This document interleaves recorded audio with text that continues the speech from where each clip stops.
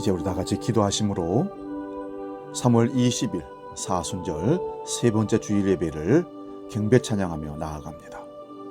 살아계신 아버지 하나님, 하나님의 은혜를 감사하며 경배하며 찬양하며 예배로 나아가기를 원합니다. 사순절 셋째 주를 맞이하면서 주님이 우리를 향한 그 사랑과 걸어가신 고난의 길을 더욱 깊이 묵상하며 주님과 함께 걸어가기를 원합니다. 주여, 우리를 성령으로 이끌어 주셔서 고난의 고통의 그 그리스도의 십자가의 길을 우리도 걷게 하시고 체험케 하셔서 세상에 살면서 하나님의 그 은혜를 결코 잊는 배은망덕한 삶을 살지 않도록 우리를 이끌어 주시옵소서. 오늘도 그 마음을 담고 영과 진리로 하나님을 예배하기를 원합니다. 하나님을 찬송하며 기도와 간구하며 예물드리며 나아갑니다. 향기로운 예물로 하나님 받아주셔서 이 예배가 살아있는 예배, 하나님을 경험하는 예배가 되게 하시고 하나님을 온전히 높여드리는 예배가 될 수 있도록 성령으로 우리를 붙들어 주시옵소서. 주 성령이 친히 우리와 함께 하실 것을 믿고 거룩하신 예수님의 이름으로 기도하옵나이다. 아멘.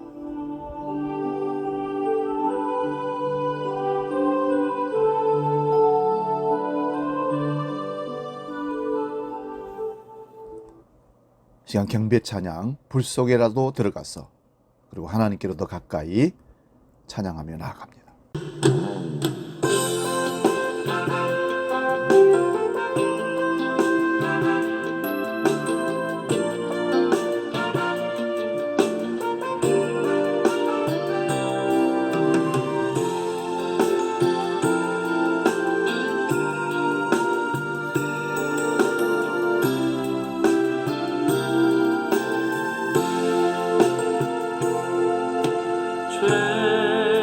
죄악된 세상을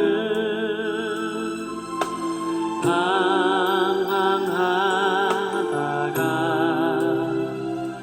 천국과 지옥도 나는 몰랐네. 오직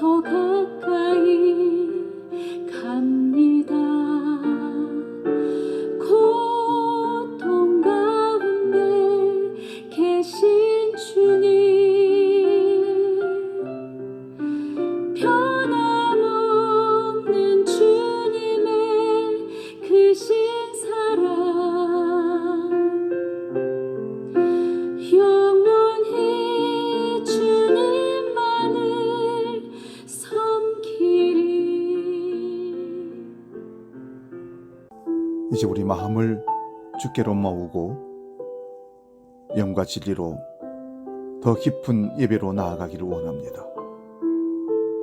이 시간 다 같이 묵상 기도할 때 주여 나를 받아 주시옵소서. 우리 예배를 주장하여 주시옵소서.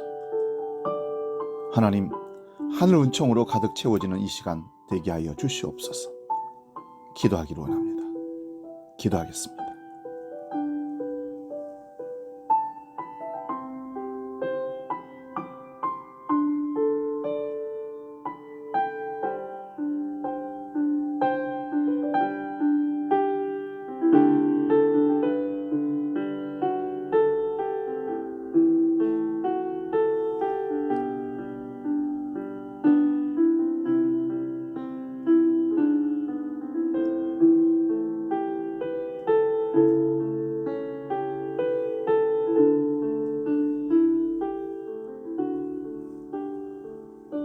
그러므로 형제들아, 우리가 예수의 피를 힘입어 성수에 들어갈 담력을 얻었나니 그 길은 우리를 위하여 휘장 가운데로 열어놓으신 새로운 살 길이요 휘장은 곧 그의 육체니라.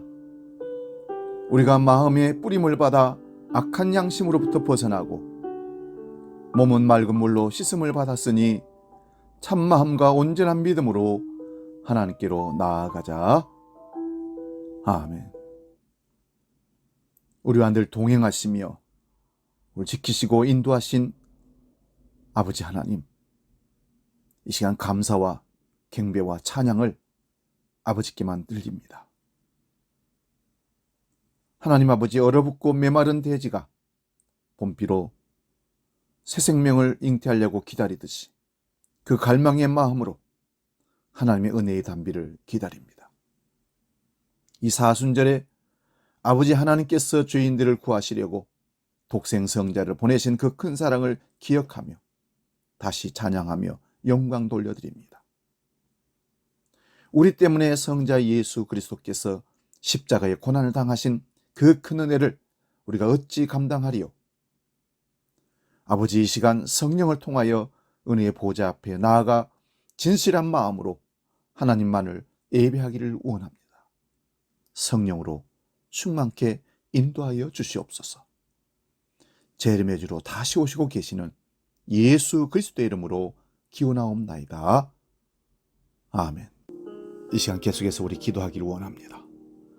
한 주간의 삶을 돌아보면서 하나님 앞에서 어리석은 행동으로 죄짓고 우리 사랑하는 성도들과 이웃들과 사이에서 방황하며 말로 행동으로 생각으로 죄지었던 모든 실행들을 이 시간 낱낱이 하나님 앞에 진실한 마음으로 고백하여 하나님의 은혜로 주님의 보혈의 피로 씻음받는 사죄의 은총을 구하기를 원합니다.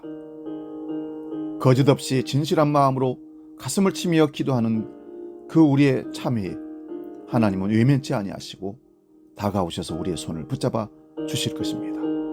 기도하겠습니다.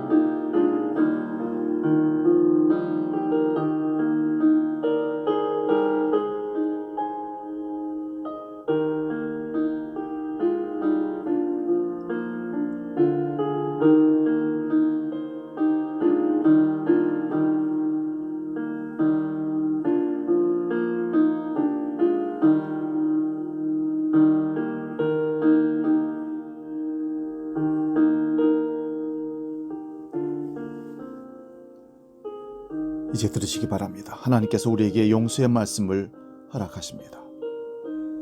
주께서는 죄악과 그 기업에 남은 자의 허물을 사유하시며 인애를 기뻐하심으로 진노를 오래 품지 아니하시나이다. 다시 우리를 불쌍히 여기셔서 우리의 죄악을 발로 밟으시고 우리의 모든 죄를 깊은 바다에 던지시리이다. 아멘.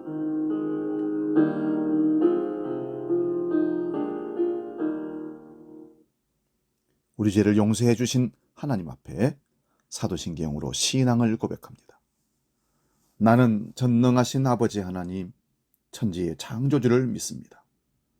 나는 그의 유일하신 아들 우리 주 예수 그리스도를 믿습니다. 그는 성령으로 잉태되어 동정녀 마리아에게서 나시고 본디오 빌라도에게 고난을 받아 십자가에 못 박혀 죽으시고 장사된 지 사흘 만에 죽은 자 가운데서 다시 살아나셨으며 하늘에 오르시어 전능하신 아버지 하나님 우편에 앉아 계시다가 거기로부터 살아있는 자와 죽은 자를 심판하러 오십니다. 나는 성령을 믿으며 거룩한 공교회와 성도의 교제와 죄를 용서받는 것과 몸의 부활과 영생을 믿습니다. 아멘. 찬송가 523장 어두운 죄악길에서 함께 찬양합니다.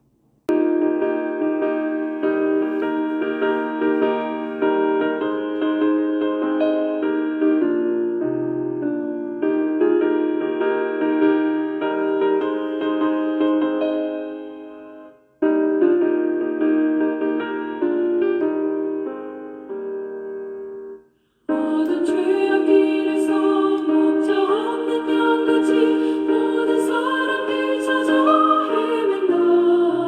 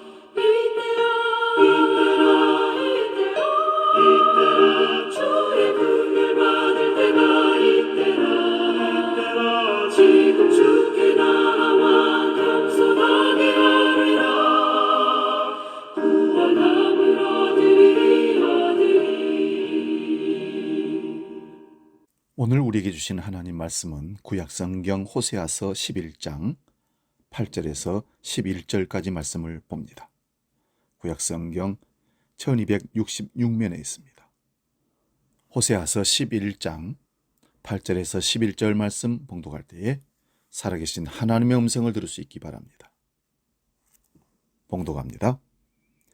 에브라임이여, 내가 어찌 너를 놓겠느냐? 이스라엘이여, 내가 어찌 너를 버리겠느냐? 내가 어찌 너를 아드마같이 놓겠느냐?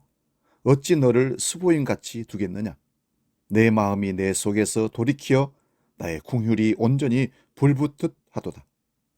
내가 나의 맹렬한 진노를 나타내지 아니하며 내가 다시는 에브라임을 멸하지 아니하리니 이는 내가 하나님이요 사람이 아님이라. 내 가운데 있는 거룩한 이니 진노함으로 내게 임하지 아니하리라. 그들은 사자처럼 소리를 내시는 여호와를 따를 것이라. 여호와께서 소리를 내시며 자손들이 서쪽에서부터 떨며 오되 그들은 애굽에서부터 새같이 아수리에서부터 비둘기같이 떨며 오리니 내가 그들을 그들의 집에 머물게 하리라. 나 여호와의 말이니라. 아멘.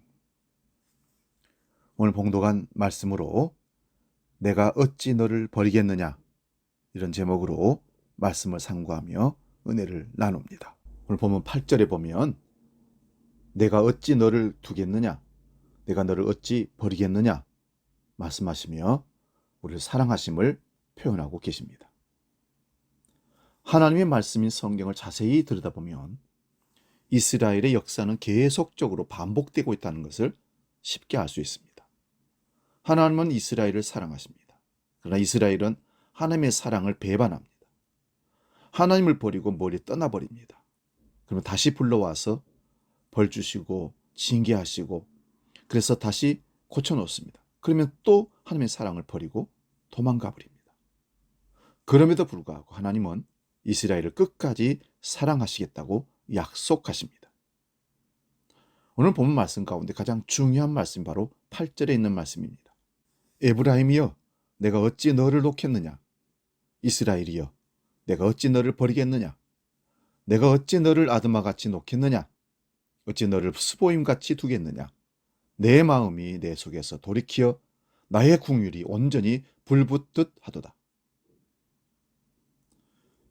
왜 하나님은 이스라엘 백성들을, 하나님을 배반한 이스라엘 백성들을 놓지 않겠다고 말씀하시는 것일까요?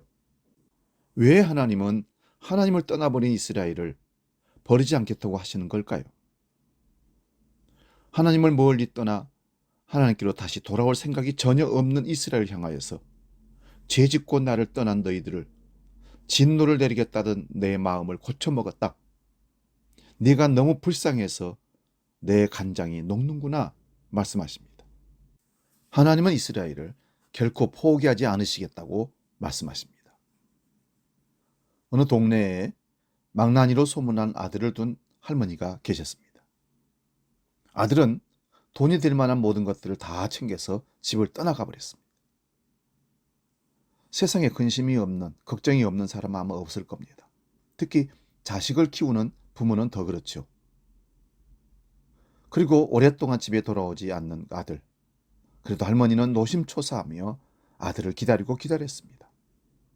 그러자 아들을 기다리는 것을 본 옆집 아주머니가 할머니, 자식 없는 셈 치고 그냥 잊어버리라고 말합니다. 그러자 할머니가 그 아주머니에게 이렇게 말합니다. 나도 만약 그 아들이 당신 아들이었다면 잊어버렸을 것입니다. 부모는 자식을 집을 나갔다고 해서, 타락했다고 해서 잊어버리거나 버리지 못하는 것이 부모입니다. 호세아서 1장부터 11장까지 계속 반복되는 한 가지의 하나님의 메시지가 있습니다. 하나님은 끝까지 우리를 사랑하신다는 말씀입니다. 우리는 저마다 지고 가는 인생의 무게가 무겁습니다. 그래서 비틀거릴 때가 너무나 많습니다. 이런저런 복잡한 일들로 인해서 마음이 무거워질 때면 주변에 있는 사람들에게 친절하기가 쉽지 않습니다. 마음쓰기가 어렵습니다. 히브리서는 그 놀라운 진실을 이렇게 표현합니다. 히브리서 5장 2절 말씀입니다. 그가 무식하고 미혹된 자를 능히 용납할 수 있는 것은 자기도 연약에 휩싸여 있음이라. 자기도 여러 가지 고난에 힘만을 있으므로 주위에 그릇된 길을 가는 무지한 사람들을 보면서도 나도 힘든데 알아서 하라는 식으로 방관한다는 그런 의미입니다. 근데 오늘 하나님의 말씀을 기록한 호세아는 당신의 백성 때문에 애태우시는 하나님의 사랑을 잘 그려서 보여주고 있습니다. 호세아 선지자는 여로보암 2세 왕 때 예언을 시작합니다. 이때는 이스라엘이 경제적인 번영기였다고 합니다. 그러나 어느 시대에나 번영의 이면에는 불평등과 빈부의 격차가 심합니다. 부유함으로 인해서 사람들은 형제애를 저버렸고 욕망의 포로가 되고 말았습니다. 수천 년의 시간이 지난 지금도 이 문제는 동일하게 일어나고 있습니다. 풍요로움에 집착할 때 우리는 하나님으로부터 멀어지고 이웃과도 멀어집니다.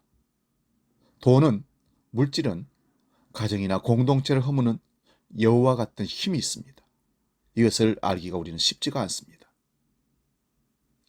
그렇다고 여로보암 2세 때의 그 풍요로움이 영원히 계속 지속될 수는 없었습니다. 세력을 키운 북쪽의 아수르 왕 디글랏 빌레셀이라는 사람이 야욕을 가지고 계속 전쟁을 걸어옵니다. 그리고 전쟁을 해서 이웃 국가들을 다 정복해버립니다.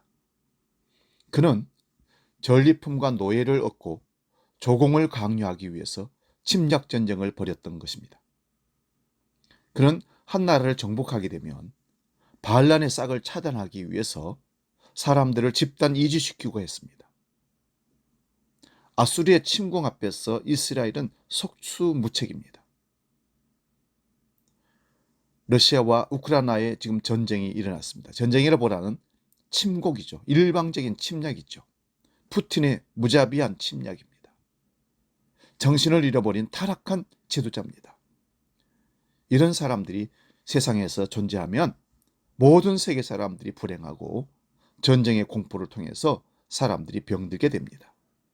이스라엘은 여로보암 왕이 죽은 후 10년 동안 5명의 이스라엘 왕이 등장할 정도로 정치적으로, 국가적으로 불안한 나라가 되었습니다. 그 왕 중에 3명은 쿠데타로 왕위에 올랐습니다. 이거는 극도의 정치적 혼란이 계속 이어졌다는 얘기입니다. 호세아는 자기 시대의 혼란의 원인이 하나님의 무능이 아니라 사람들의 그릇된 권력욕 때문이라고 지적합니다. 다시 말씀드리면 하나님이 힘이 없으시고 모든 걸 못 보셔서 이스라엘이 타락한 것이 아니라 육신의 정욕과 안모의 정욕이 그들을 사로잡았기 때문입니다. 호세아서 8장 4절 말씀 봅니다. 그들이 왕들을 세웠으나 내게서 난 것이 아니며 그들이 지도자들을 세웠으나 내가 모르는 바이며 그들이 또 그 은금으로 자기를 위하여 우상을 만들었나니 결국은 파괴되고 말리라. 이스라엘 백성들이 왕을 세우고 지도자를 세우는데 하나님과는 상관이 없다고 하나님이 말씀하십니다. 권력욕에 사로잡힌 자들은 하나님의 뜻을 외면하고 오히려 외세에 의존하여 자기 세력을 키우려고 했던 것입니다. 호세아 7장 11절 말씀 봅니다. 에브라임은 어리석은 비둘기같이 지혜가 없어서 애굽을 향하여 부르짖으며 아수르로 가는도다. 여기 어리석은 비둘기라는 표현이 아주 생소합니다. 사람들 사이의 비둘기는 정절과 신실한 사랑, 평화를 의미한다고 말합니다. 하나님 앞에서 비둘기처럼 정결하고 신실하고 평화를 사랑하는 이스라엘이 자신의 정체성을 잃어버리고 어리석은 비둘기가 되고 말았습니다. 즉 다른 나라의 힘을 의지하여서 자기 나라를 유지해 보겠다는 그런 뜻입니다. 외세를 의존하는 것은 당장에는 이익처럼 보이지만 결과적으로는 더 큰 패착이 되고 맙니다.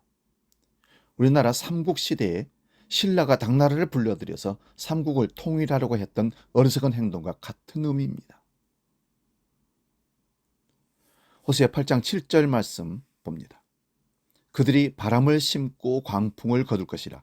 심은 것이 줄기가 없으며 이삭은 열매를 맺지 못할 것이요 혹시 맺을지라도 이방 사람이 삼키리라. 본문 1절에서 호세아는 하나님에게서 멀어진 백성들을 향해서 주님께로 돌아가자고 말씀합니다.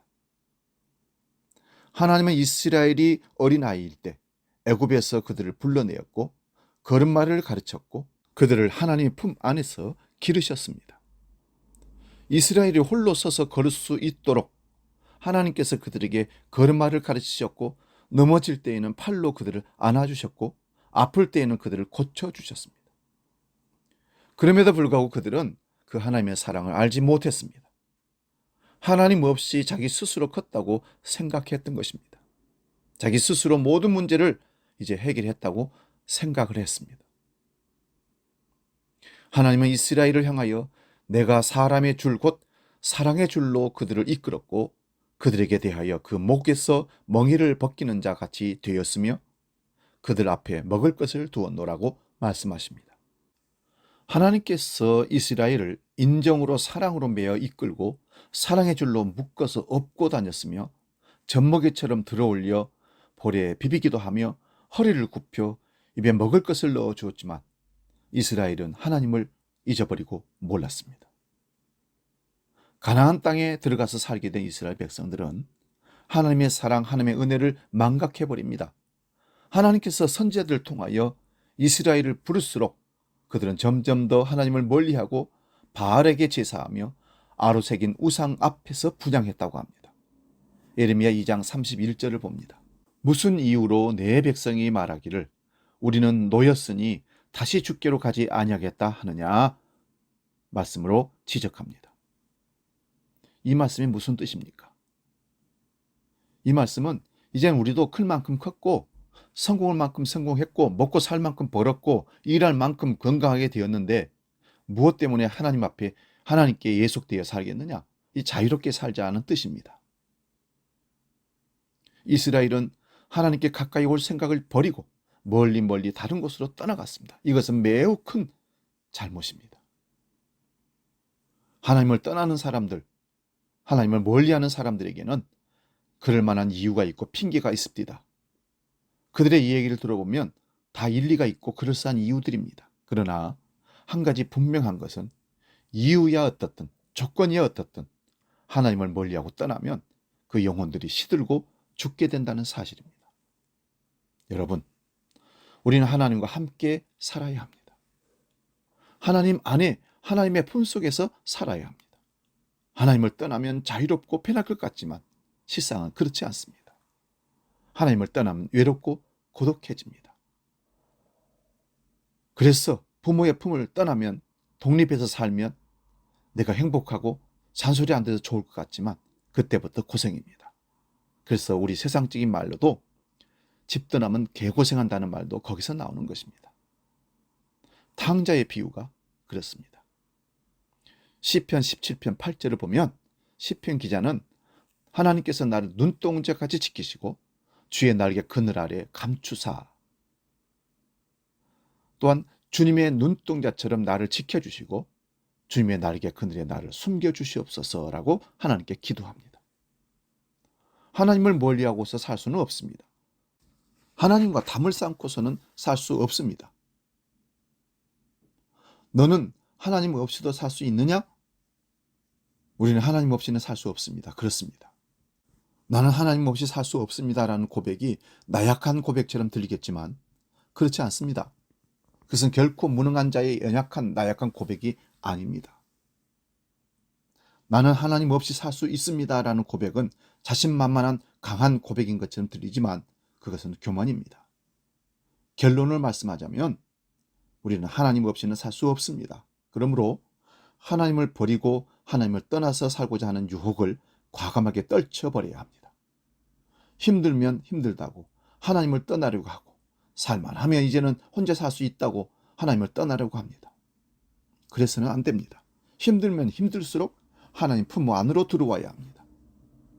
하나님께 기도하며 살아야 합니다. 잘 되면 잘 될수록 하나님 품 안에서 그 풍성함을 누려야 합니다. 하나님께 감사하며 찬양하며 살아야 합니다. 사랑하는 여러분, 하나님의 사랑을 듬뿍 받은 이스라엘은 하나님을 사랑하지 않았습니다. 이스라엘은 하나님이 아닌 바알을 섬겼습니다. 바알에게 제사를 드렸습니다. 여기서 바알이라는 말은 주인 또는 남편이라는 뜻을 가지고 있습니다. 이스라엘은 하나님을 버리고 나무나 구리로 만든 우상을 나의 주님, 나의 남편이라고 고백하며 사랑하고 섬겼습니다. 본문 7절을 봅니다. 내 백성이 끝끝내 내게서 물러가니 비록 그들을 불러 위에 계신 이에게로 돌아오라 할지라도 일어나는 자가 하나도 없도다. 하나님께서 이스라엘을 향하여 우상을 버리고 하나님께로 돌아오라고 말씀하셨지만 그들은 하나님께로 돌아오기 위하여 일어나는 자가 하나도 없었습니다. 하나님의 부르심에 반응하는 자가 하나도 없었다는 그런 말씀입니다. 사랑하는 여러분, 하나님이 우리의 주인이십니다. 이 땅에 오신 예수님이 우리의 주님이십니다. 세상이나 물질이, 권력이 우리의 주님이 되어서는 안 될 것입니다. 영성 3단가 헨리 나우에는 탕자의 귀향이라는 책에서 가지고 있던 모든 재산을 잃어버리는 순간 둘째 아들이 경험했던 상실에 대해서 말하고 있습니다. 그가 빈털터리가 되자 아무도 그에게 관심을 갖지 않았고 존엄한 인격으로 대하지 않았습니다. 오히려 쓸모없는 존재로 여겼습니다. 이렇게 깊은 고립감 속에서 그는 비로소 아버지의 집을 떠올렸습니다. 그때의 심정을 헨리 나우에는 이렇게 말합니다. 돌이켜보면 탕자는 전 재산을 잃고 나서야 비로소 인간 존재의 근원으로 돌아갈 수 있었습니다. 돼지처럼 대접해 주기를 바라는 자신을 자각했을 때 비로소 스스로 돼지가 아니라 인간, 그것도 아버지의 아들임을 깨달았습니다. 하나님께로 돌아설 때 비로소 알게 되는 것이 있습니다. 하나님의 마음입니다. 하나님은 당신의 백성을 사랑하시지만 사랑을 강요하시지는 않으십니다. 입술로는 하나님을 공경한다고 말하면서도 마음은 멀리 떠난 백성들을 바라보며 안타까워하실 뿐입니다. 마치 부모가 어긋나는 자식을 보면서 애를 끊는 마음과 같습니다. 우리를 사로잡고 있는 정욕과 탐심, 분노, 원한, 질투, 이 모든 것들은 부모님께, 하나님께 아픔을 드리는 것입니다. 그 마음의 아픔을 헤아릴 줄 알 때 우리는 철이 들었다고 말합니다. 세상에는 정말 철듣지 않은 사람들이 너무나 많습니다. 잠언 17장 5절 말씀 봅니다. 가난한 자를 조롱하는 자는 그를 지으신 주를 멸시하는 자요, 사람의 재앙을 기뻐하는 자는 형벌을 면하지 못할 자니라. 우리가 사람들을 함부로 대할 때 하나님은 누구보다도 안타까워하십니다. 이웃에게 보내는 냉소, 조롱, 혐오, 무시, 폭력은 다 하나님에 대한 우리의 공격입니다. 호세아는 호세아 6장 3절에서 우리가 여호와를 알자, 힘써 알자라고 호소합니다. 히브리어에서 알자라는 단어는 인정, 알아차림, 지식을 뜻합니다. 순간순간 하나님의 마음을 알아차리지 못한다면 신앙생활에 연수를 자랑하는 게 무슨 소용이 있겠습니까? 일평생 교회를 다녀도 하나님의 마음을 알아차리지 못하는 사람들이 부지기수입니다. 교회 생활에는 익숙하지만 여전히 옛사람의 옷을 벗지 못한 사람들이 얼마나 딱한지 정말 불쌍해 보입니다. 이런 말이 있습니다. 불초신자. 또 이런 말이 있죠. 불초소생. 불초신자라는 말은 하나님을, 예수님을 닮지 못한 신자라는 뜻입니다. 불초소생이라는 것은 부모를 하나도 닮지 않았다는 것입니다. 우리 마음씀이, 우리의 행동이 우리의 고백을 대신할 때가 많습니다. 그런데도 하나님은 우리를 버리지 않습니다. 오늘 본문 8절 말씀을 다시 봅니다. 에브라임이여, 내가 어찌 너를 놓겠느냐? 이스라엘이여, 내가 어찌 너를 버리겠느냐? 내가 어찌 너를 아드마같이 놓겠느냐? 어찌 너를 수보임같이 두겠느냐? 내 마음이 내 속에서 돌이키어 나의 궁율이 온전히 불붙듯 하도다. 바로 이것이 자비의 마음입니다. 이 마음 하나 얻지 못하면 우리는 헛사는 셈이 됩니다. 예수님을 믿는 사람들이 가슴에 새겨야 할 인생의 목표를 분명하게 가르치셨습니다. 누가복음 6장 36절 말씀 봅니다. 너희의 아버지께서 자비로우신 것 같이 너희도 자비로운 사람이 되어라. 자비로운 사람이 된다는 것은 무골호인이 된다는 말이 아닙니다. 다시 말씀드리면 좋은 게 좋은 거지 하면서 불의에 질끈 눈 감고 산다는 말이 아니라는 뜻입니다. 자비는 타자의, 다른 사람의 아픔을 경강시켜주는 마음이라고 할 수 있습니다. 자비로운 사람이 된다는 것이 무엇인지를 가르치기 위해서 주님은 선한 사마리아 사람의 비유를 우리에게 알려주셨습니다.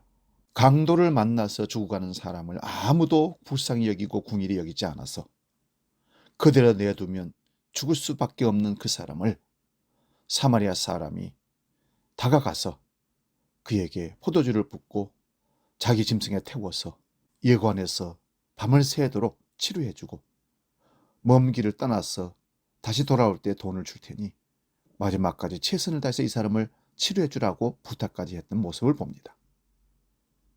영성신학자 매튜 폭스라는 사람은 자비를 정의하기 위해 예수는 가까이 다가가서 기름을 바르고 상처를 싸매고 자기의 짐승에 태우고 여관으로 데리고 가서 돌봐주는 것과 같은 행위를 포함한 얘기 전체를 말하지 아니하면 자비를 이해할 수 없다라고 말합니다. 자비는 그런 의미에서 정적인 개념이 아니라 역동적인, 동적인 개념입니다. 오늘 본문 말씀 10절과 11절 말씀 봅니다. 그들은 사자처럼 소리를 내시는 여호와를 따를 것이라. 여호와께서 소리를 내시면 자손들이 서쪽에서부터 떨며 오되 그들은 애굽에서부터 새같이 아수리에서부터 비둘기같이 떨며 오리니 내가 그들을 그들의 집에 머물게 하리라. 나 여호와의 말이니라. 사자처럼 부르짖으시는 주님의 뒤를 따라 백성들이 진군하는 이미지를 보여줍니다. 하나님은 살 길을 찾아서 혹은 붙들려서 애굽으로 땅으로 잡혀갔던 사람들, 아수르 땅으로 잡혀갔던 사람들이 약속의 땅으로 돌아오게 하신다는 약속을 하고 계십니다.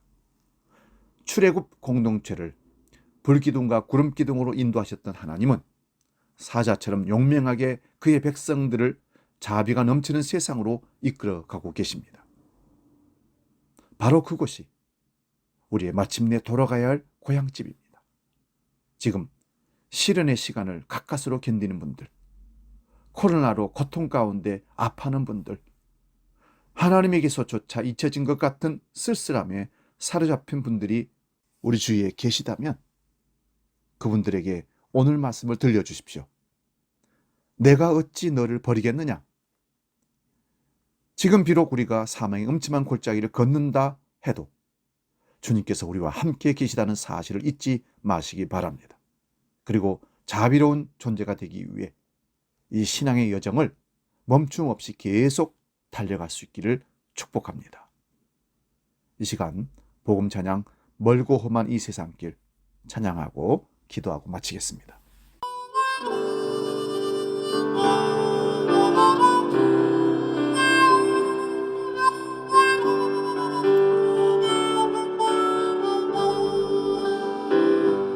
멀고 험한 이 세상 길 소망 없는 나에게 방황하고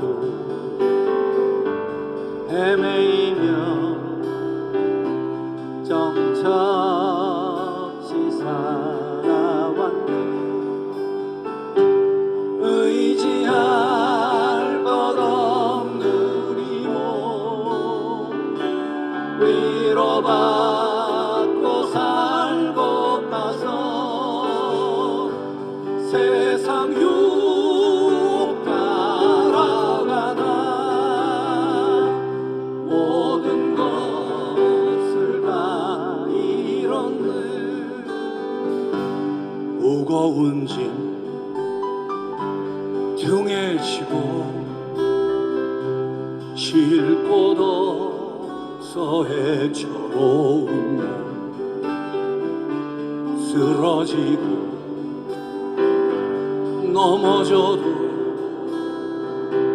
위로할 자 내겐 없었네. 세상에서 버림받고 귀한 세월 방황하다 아버지를 만났을 때 죄인임을 깨달았네. 기도하겠습니다. 살아계신 아버지 하나님, 우리는 하나님을 바라기보다는 세상을 바라보고 하나님의 말씀에 순종하기보다는 내 생각을 의지하며 살았던 배은망덕한 자였지만 우리를 버리지 아니하신다고 사랑하신다고 하시니 그 사랑을 감사드리고 이제 아버지께로 돌아가기를 원합니다. 하나님 아버지, 우리를 당신의 사랑의 줄로 묶어주셔서 하나님만을 사랑하고 하나님의 말씀만을 순종함으로 하나님의 자녀라는 인정받는 삶을 살게 하여 주시옵소서. 주님 붙잡아 주시옵소서. 돌아온 우리를 다시 회복시켜 주시고 하나님의 거룩한 자녀로 살게 하여 주시옵소서. 계속해서 기도할 때에 오늘도 우리에게 예배하게 하시고 하나님께 우리 마음을 담아 물질을 드리는 헌금을 드리는 시간을 우리에게 허락하셨습니다. 감사 기도하고 하나님 앞에 봉헌하겠습니다. 하나님 아버지, 우리를 사랑하신다는 그 사랑을 다시 깨닫고 감격하며 오늘 예배하고 그 은혜를 기억하며 물질의 마음을 담아 하나님 앞에 봉헌합니다. 주여 받아 주시옵소서. 신앙의 표준인 11조를 구별하여 드립니다. 모든 것이 하나님의 것인 것을 인정하는 기도요원이 우리 믿음의 고백을 받아 주시옵고 신앙의 원리인 감사의 예물을 하나님께 드립니다. 모든 것이 은혜이고 감사입니다. 사명을 깨닫고 선경금 건축 예물을 드리고 52주 주일 성수로 하나님께 예배하기를 작정하는 마음으로 주정헌금을 올려드립니다. 하나님 홀로 영광받아 주시옵소서. 코로나 전염병과 경제적인 위기와 여러 가지 환난 가운데서 그래도 흔들림 없이 믿음을 지키고 나아가는 성도들의 가정과 직장과 일터와 사업장을 주님 붙들어 주심으로 하나님께 더욱 큰 영광 감사 드릴 수 있도록 채워 인도하여 주시옵소서. 예수님의 이름으로 축복하며 기도하옵나이다. 아멘. 이제 교회 소식 안내합니다. 주보를 참고하시기 바랍니다. 오늘은 사순절 세 번째 주를 시작하는 날입니다.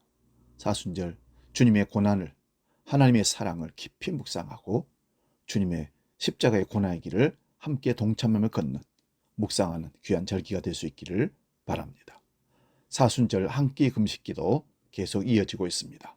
잘 협력해 주시고 금식하고 1만 원을 헌금을 해 주신다면 이것을 이웃사랑에 전달하도록 하겠습니다. 여전도의 올레회 오늘 예배 후에 본당에서 모입니다. 다음 주에는 남선교회 올레회가 있습니다. 중창 찬양 모임이 있습니다. 부활절 감사예배에 특별 찬양 준비하는 시간을 갖습니다.